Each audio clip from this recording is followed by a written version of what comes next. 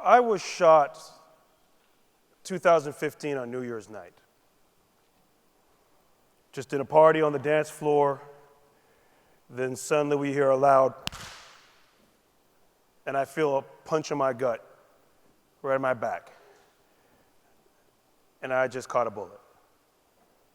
And that wasn't the first time I'd been around some real violence in my life. I mean, when I was a teenager, my friends and I would get in the car from Brampton, we'd go downtown, and it just seemed like every single weekend someone was getting shot or stabbed or jumped. And it wasn't just downtown. Growing up in Brampton, there's always something going on. Someone's getting jumped at a party, or there's some kind of fight at school, and that fight was fists or knives. This was crazy.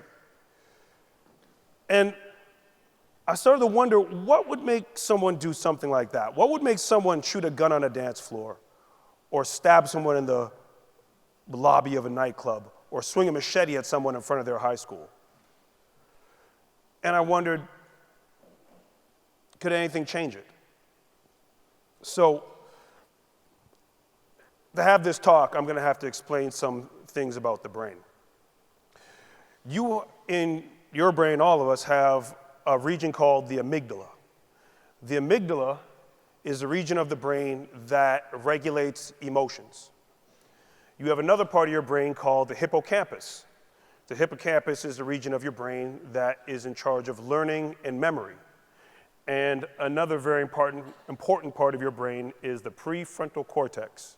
The prefrontal cortex is the part of the brain that helps you with decision making, long-term planning, and social behavior. And when they looked at the brains of people who are violent and aggressive, they found that there's some differences between their brains and the average person. They found that their amygdala was too big, too large, it was overactive, and that their prefrontal cortex lacked volume, lacked size, lacked gray matter. And these two parts of the brain are very important because when you get into a high-stress situation and it becomes too much, they can actually shut down. And then you begin to act primally, which begins to make sense. And, I mean, we've all been this. Have you all seen a fight at school? Hands, yeah, exactly. We all know how this goes. So what you see can be happening is that your emotions can get the best of them. The brain, those parts of the brain actually turn off, and they just start acting out on instinct. But what causes that? Why would someone's brain be working that way? Well, there's some more studies about childhood abuse and neglect. And the trauma of abuse and neglect affect the way the brain develops. And when they looked at the brains of these children, they found that their amygdala was too big, their prefrontal cortex and the hippocampus both lacked volume. And that makes sense. But is that it? You had a bad childhood, you grew up to a troubled way? No. There's also stress. Stress affects the brain. And prolonged stress can actually affect how the brain functions.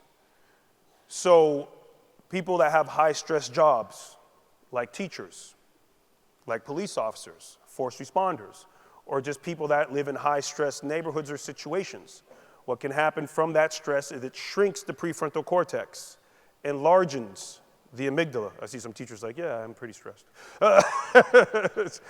And the hippocampus as well. The hippocampus and the amygdala, over time, can begin to develop pathways that put the brain in a constant state of fight or flight. Have you guys heard the term fight or flight?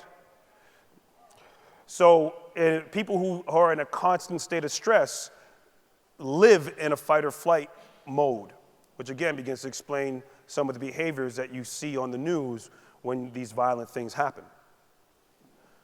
So there we go. Did that cover it? You're stressed out, bad childhood, violent person. Can it ever be fixed? Well, until recently, they thought this was permanent brain damage.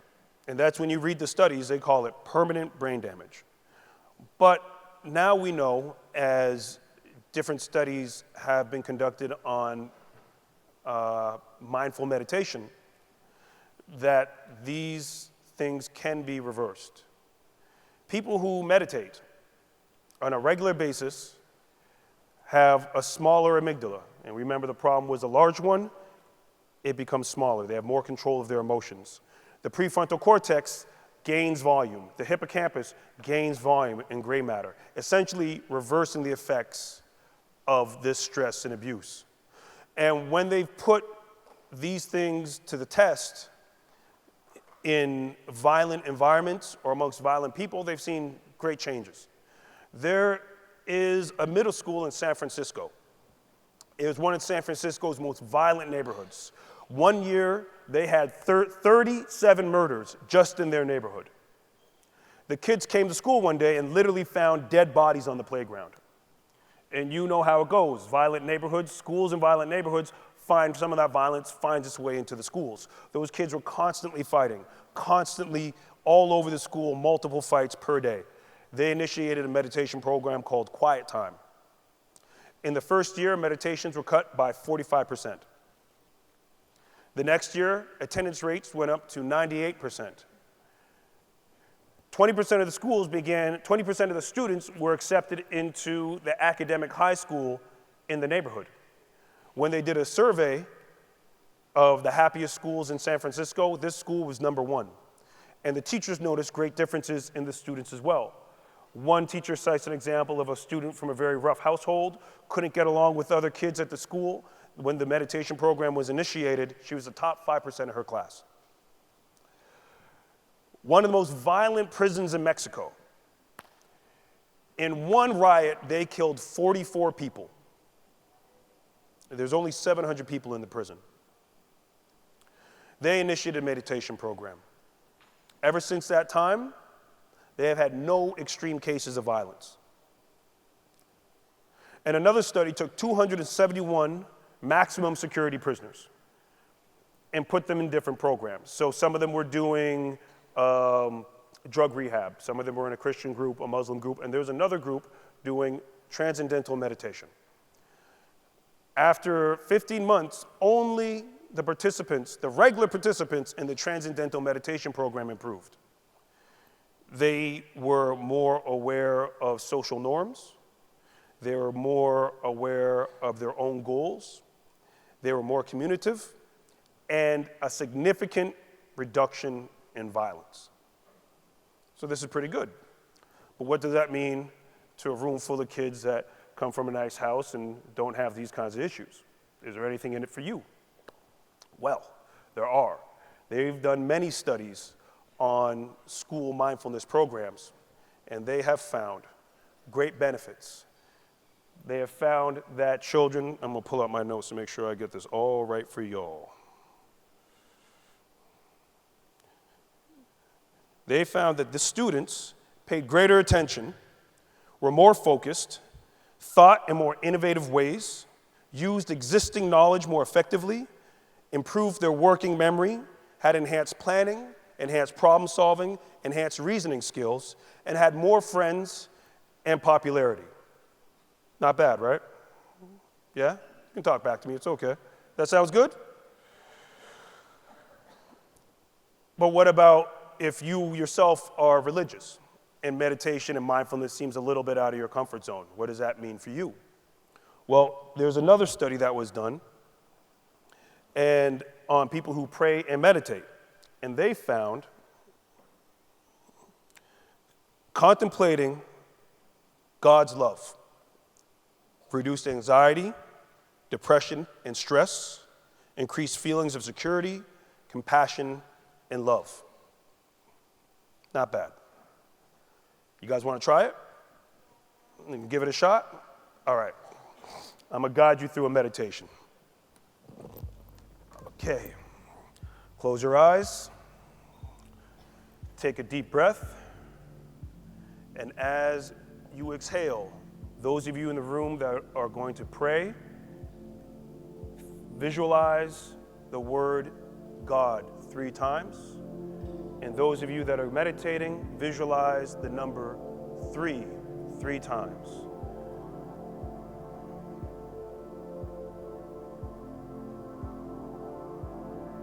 going to direct your attention to different parts of your body. Think about the top of your head, your scalp. Think about where the skin meets bone. Think about the flowing of blood.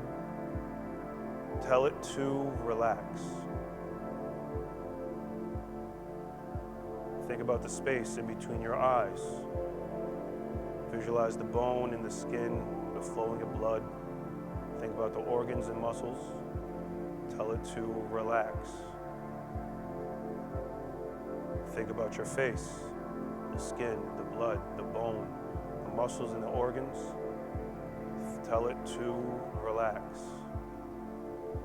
Think about your throat. Blood and skin, bone, organs and muscles. Tell it to relax. Think about your shoulders, arms and hands. Think about the bones, the muscles, the organs, the blood and skin. Tell it all to relax. Think about your chest and abdomen. Think about the bones, organs, blood, skin, muscles. Tell it all to relax. Think about your groin area. Think about the bones, the flesh, the skin, the organs and muscles. Tell it all to relax. Think about your legs, knees, calves and feet. Think about the bone, blood, skin, muscles and organs. Tell it all to relax.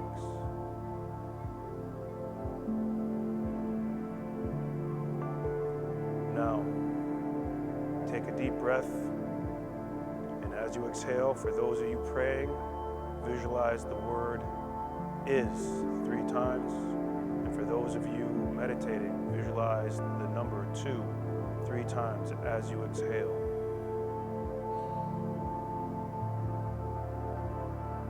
Now visualize a serene scene. It could be a nature scene, some place that you find calm. Visualize it using all of your senses. Interact with the space. Move amongst it. See it, feel it, hear it.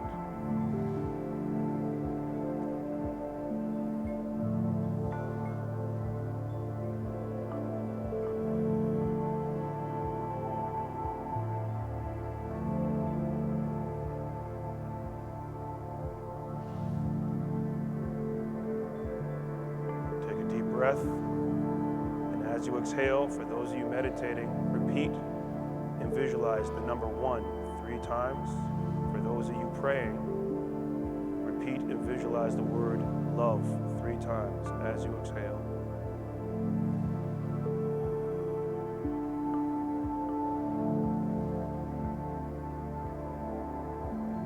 In this deeper state of mind, tell yourself affirmations. The first person, I am. Repeat it 3 times.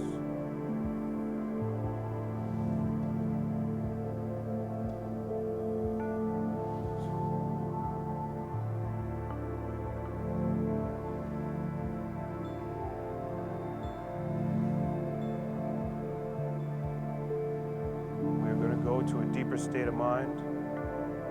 Visualize and count from the number 9 through to 0.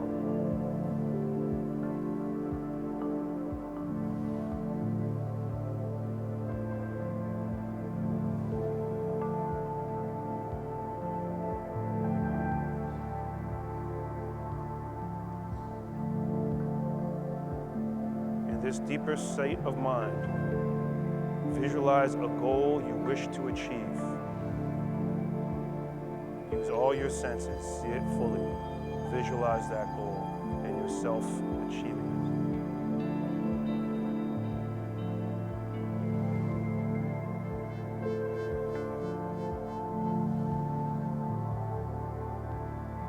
it. Step into that visualization as you're seeing it through your own eyes.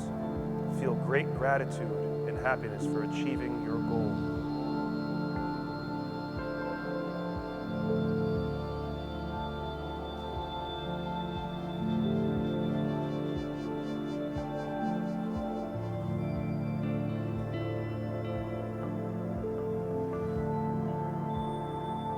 Memorize the feeling that you feel now achieving this goal.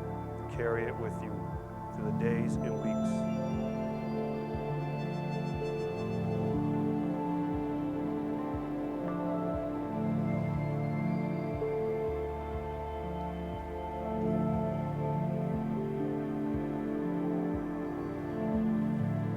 I'm going to count from 0 to 9 and make a sound with my fingers. You will be opening your eyes, feeling refreshed and awake. 0, 1, 2, 3, 4, 5, 6, 7, 8, 9. Eyes open. How does that feel? All right? Yeah, you're all relaxed, huh? You gotta give yourself a stretch if that's okay.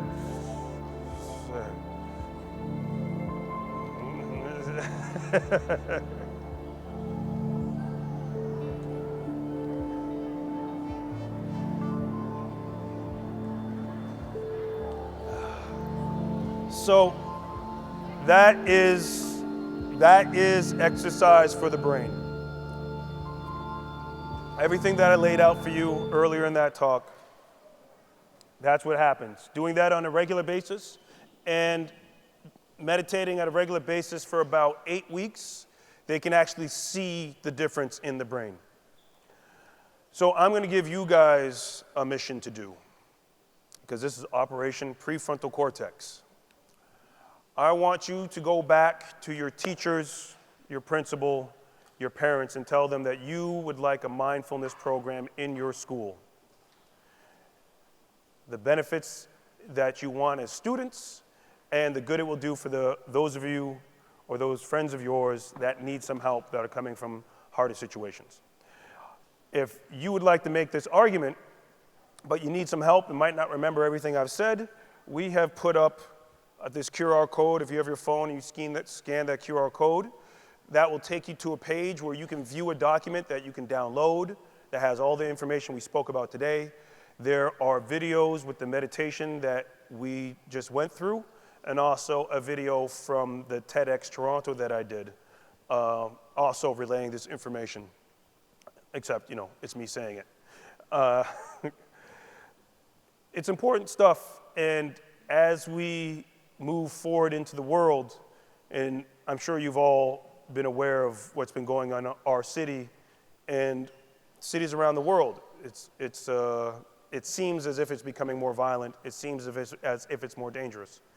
And your generation is an important generation that you can change and have to change a great deal of things. Bringing mindfulness into your schools will significantly change the lives you're moving into and the way you work with other people, control your emotions, and think things through. If this is something you want, all you gotta do is start asking. And since just coming, who saw the climate protests? Were any of you part of the climate protests that just went by? Or some that would be this Friday? Some of you saw it? You guys saw what happened? Yeah? Raising your voice as young people is very, very important, and people will listen. If this is a change you want to see in the world, ask for it. If this is a program you would like to have in your school, ask for it. Yeah? And if you want some more information, we can put up the websites and our GoFundMe and our Instagram page that we're doing at Operation Prefrontal Cortex. Our mission is to reduce violence in the city through mindfulness and meditation, and help those who need help reversing the effects that may have been put upon them by childhood or just stress. I hope you all take this mission to heart and go about doing your work as the weeks go by. And I appreciate your time, and thank you for listening to what I got to say. Okay? Thank you, guys.